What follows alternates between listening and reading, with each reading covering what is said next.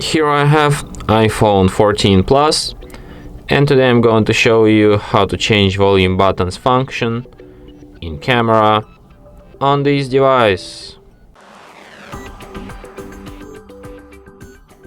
So to do this, firstly you have to open settings, then go to the camera section, and here you can enable use volume up to burst.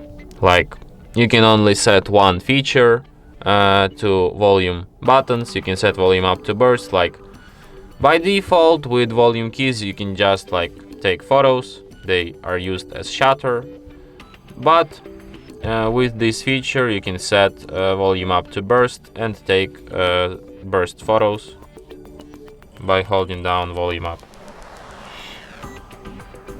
So yeah, and here you can review them.